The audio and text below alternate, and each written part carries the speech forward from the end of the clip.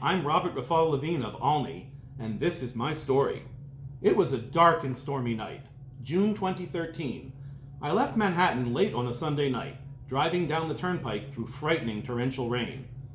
I had attended a madhouse of a singles soiree, so crowded that we had to shout at each other, just like marriage.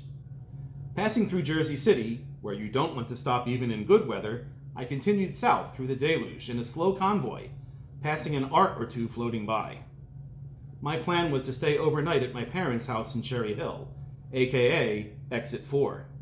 Around midnight, the rain let up and I pulled into the Molly Pitcher service area near Exit 8A, 150 miles northeast of Olney, a two-shul hamlet near Silver Spring, Maryland. As I entered the building, I laid eyes upon Olney's Rosh Kollel with his teen daughter. You see, they were stranded. En route home from Muncie, they'd been at the service area half an hour, having pulled in with car trouble. The technicians couldn't save it. Their elderly Toyota died at 177,000 miles. That night would become its card site. The carcass was towed away to be donated to a Jewish charity, probably the one with the ubiquitous radio ads. I loaded their luggage into my car and drove the rabbi and his daughter about an hour to Cherry Hill, where we slept for a few hours.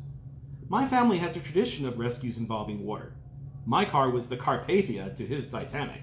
In fact, my cousin's grandfather was the surviving barber on the Titanic, who swam to a raft of a bundle of deck chairs on which he floated until reaching a lifeboat. Rearranging deck chairs on the Titanic actually helps. Monday morning, the rabbi and I attended services 2 doors down at a Shiva Minyan, where we comforted a mourner.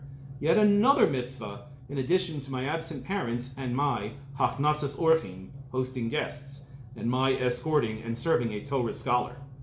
Another bit of Hashgacha Pratis, which might just raise this story's rating from a 6 of 10 to a 7 of 10 on the Levene scale, in which 5 is an ordinary story, 10 is an amazing story, and 1 is a cringeworthy story in which a person avoids a disaster that other poor saps suffered. You see, my parents had offered me a used gray fabric garment bag and a matching overnight bag, but I had declined them. The rabbi, however, accepted them. Astonishingly, his fabric travel bag and these surplus bags were excellent matches, unlike most of the dating suggestions I get online. We returned to Maryland after services, and it was my honor to present the story on a Sabbath afternoon, and there was much rejoicing. And there's a follow-up. A woman I'd wanted to date had a connection to the rabbi's extended family. I reached out to her, and she declined me. Have a pleasant Sabbath and a meaningful fast.